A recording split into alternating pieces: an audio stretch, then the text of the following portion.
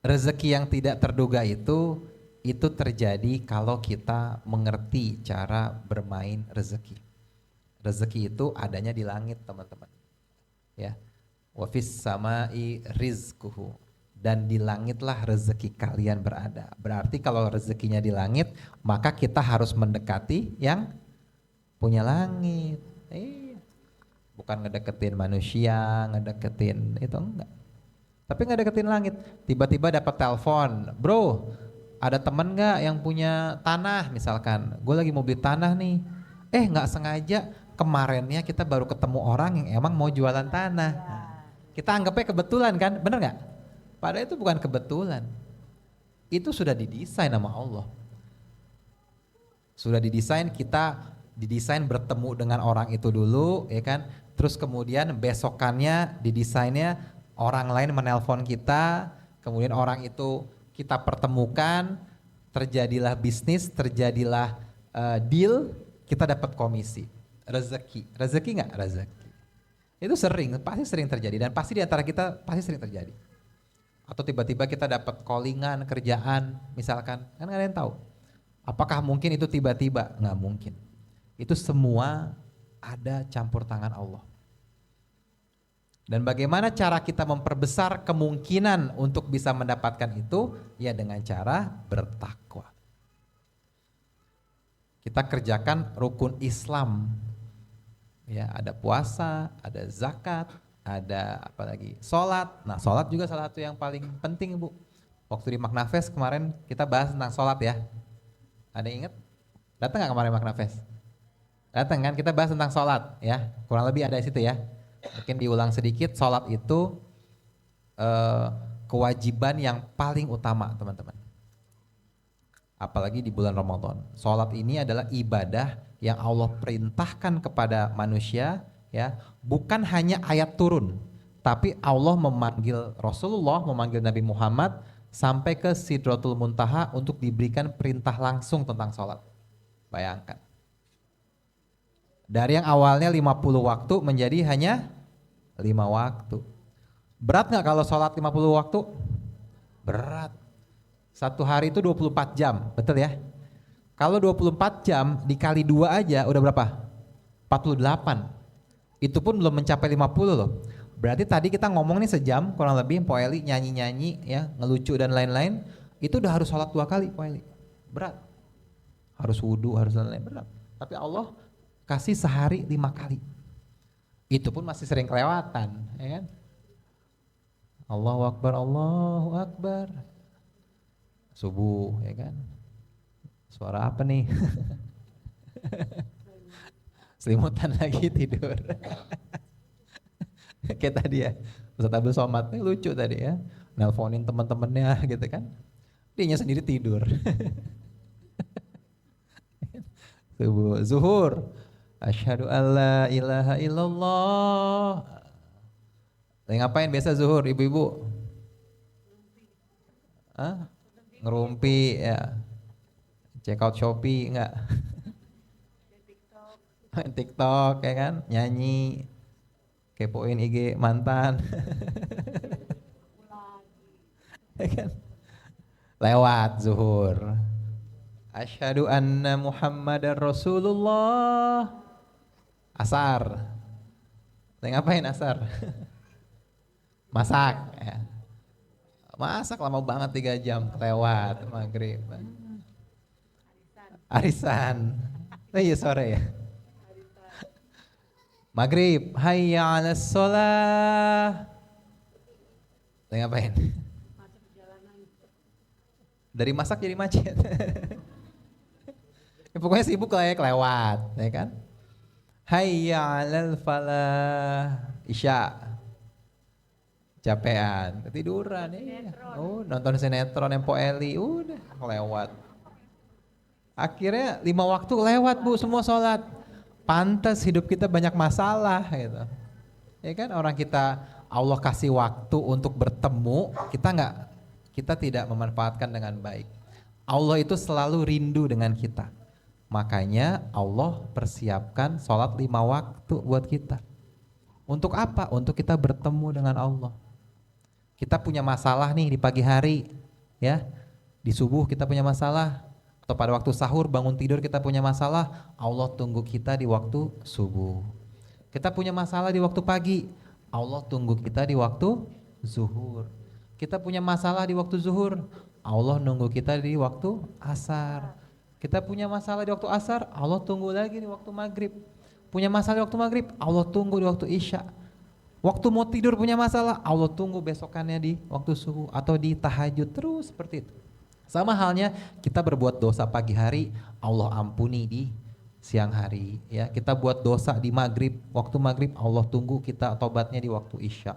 Kita buat dosa di waktu isya, Allah tunggu tobat kita di waktu subuh. Dan Allah itu maha penerima taubat. Maksudnya apa? Seberat apapun dosa kita, ya, bahkan di dalam satu hadis, kalaulah dosa kita itu memenuhi seisi bumi dan langit, ya, selama kita tidak syirik, tidak menduakan Allah, maka Allah akan ampuni segala dosa kita. Gitu. Kayak kita nggak mungkin dosa selangit dan bumi, benar nggak? Bahkan ada dosa orang yang dulu dikisahkan sudah membunuh 99 orang, ya kan? 99 orang, kemudian dia datang kepada orang pintar, dia tanya, wahai orang pintar, saya sudah bunuh 99 orang. Kira-kira saya akan diampuni nggak sama Allah? Kata orang pintar apa? Waduh susah nih, berat nih. Kayaknya lewat juga nih, kamu nggak akan diampuni sama Allah. Akhirnya apa? Dilengkapin tuh, ditebas juga kata orang kan. Akhirnya 100 orang. Nah dari 100 orang, dia datang kepada Kiai. Pak Kiai, saya sudah bunuh 100 orang. Kira-kira apakah saya akan diampuni oleh Allah? Apa kata Pak Kiai? Ya, kamu akan diampuni selama kamu bertaubat, taubatan nasuha, dan berhijrah menjadi lebih baik lagi. Nah, apa itu berhijrah?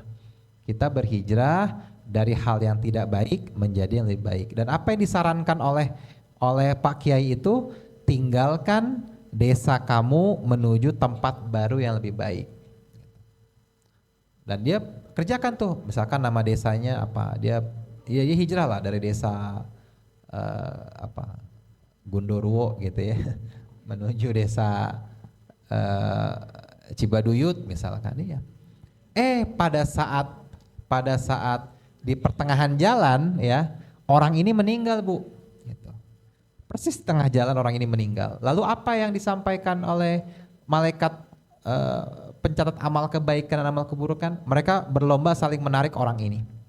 Wah, ini jatah saya karena orang ini belum pernah melakukan amal kebaikan. Kata malaikat pencatat amal kebaikan, oh nggak bisa, ini jatah saya karena orang ini telah bertaubat. Nah, apa yang Allah sampaikan?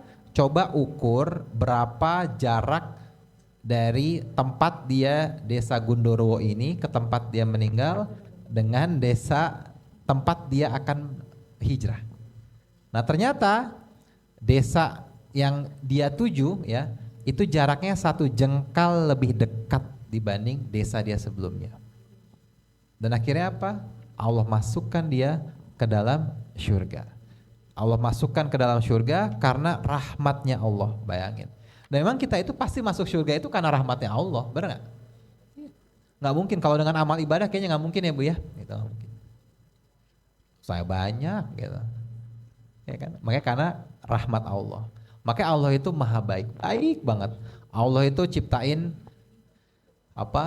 bulan Ramadan untuk kita mendapatkan pahala berlipat. Allah ciptakan nanti sekitar 5 hari lagi ya, kita akan masuk ke 10 malam terakhir di bulan Ramadan, di mana itu nilainya Lailatul Qadri khairum min alfi syahr.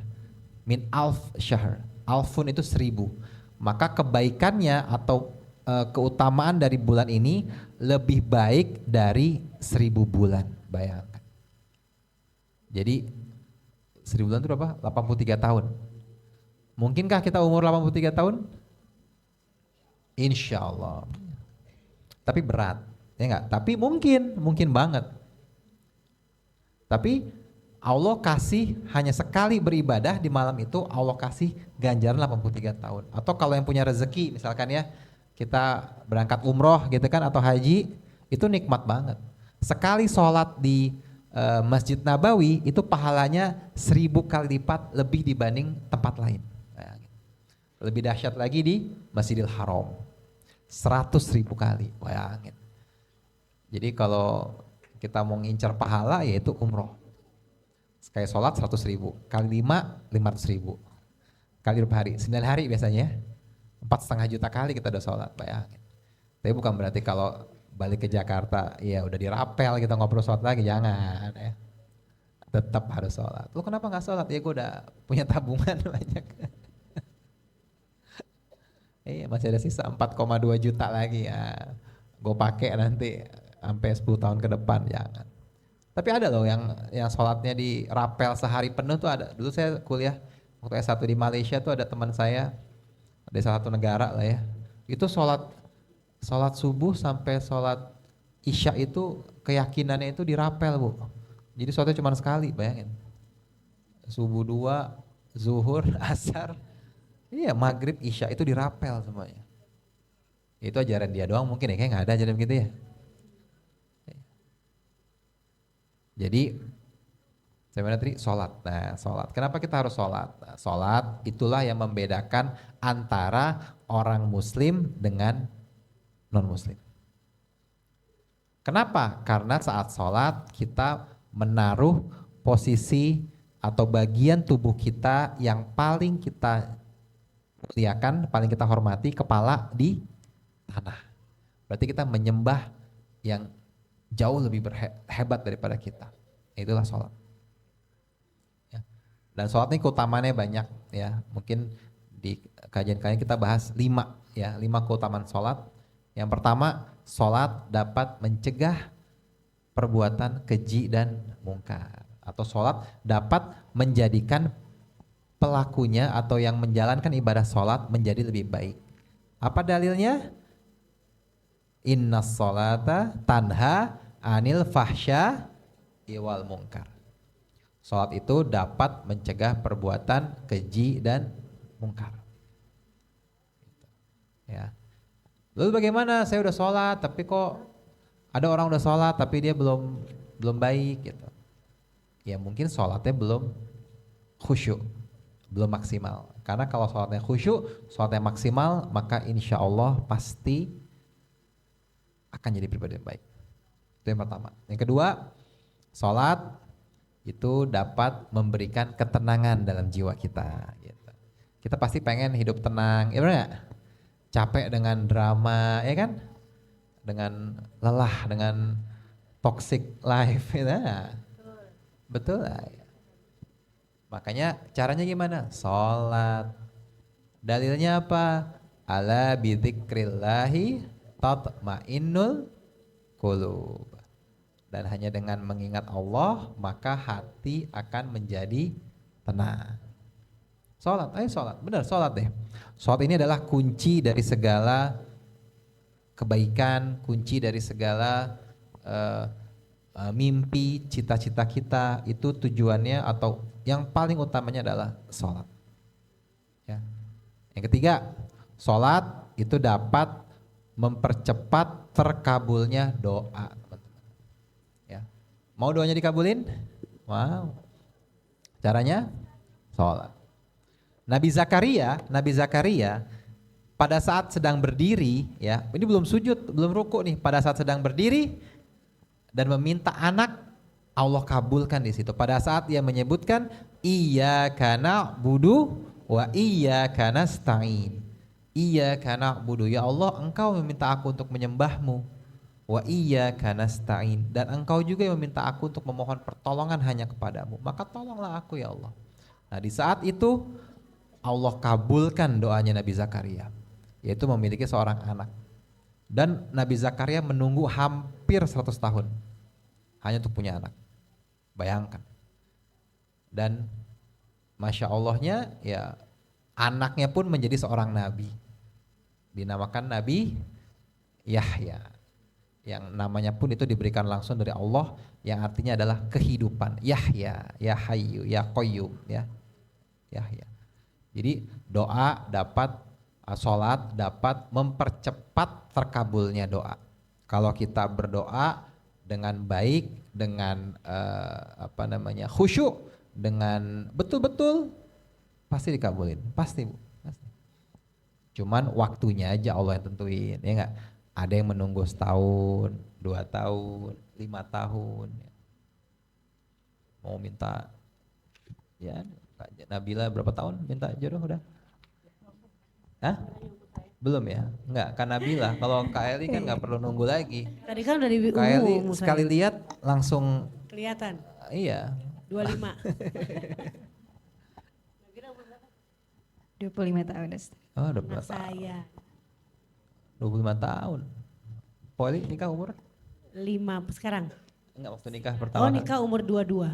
Oh, 22. Oh. Nah, 22. 22 udah laku. 22. Setelah itu tiap tahun? Enggak. Pernikahan pertama 12 tahun. Oh, 12 Oh, tahun. Masya Allah. Masya Allah. Korban KDRT 12 tahun tahan sabar. Oh, Masya Setelah Allah. itu dikasih sama Allah, ngejanda 5 tahun. 2007 saya ngejanda sampai 2012. 2012 saya menikah lagi. Setahun cerai, sampai sekarang 3 tahun saya gak punya suami. Oh, sempet tuh 3 tahun berturut-turut ya? Setahun setengah, Iya, sekarang hat-trick itu namanya hat-trick kalau di bola tuh. hat-trick. Itulah hidup kan, saya bilang ini cobaan dari Allah, takdir. Iya. Takdir gak sih Ustadz kalau begitu? Iya. Maaf, Ustadz aja sampai bingung. Ustadz bingung ya, kok bisa 5, laki-laki aja 4 dilakukan, Bu ini 5. Lebih ke nasib ya makanya. Nasib orang cantik. Nasib itu juga itu bahasa Arab namanya artinya bagian ya. Jadi nasib itu bagian takdir sebetulnya. Ya mungkin bagian takdirnya Po Eli seperti itu. Gitu. Iya. Tapi ya disyukuri ya Po, yang penting sehat kan? Sehat, bahagia. Yang penting mau apa ada, mau umroh ada, ya kan? Mau makan enak tinggal bilang ke Mbak Dewi mau makan? Ah, ajakin. Ya kan? Mau ikut kajian tinggal bilang ke saya, langsung VVIP selalu Po Eli itu. Apa? Ya, selalu kan ya? Nah, jadi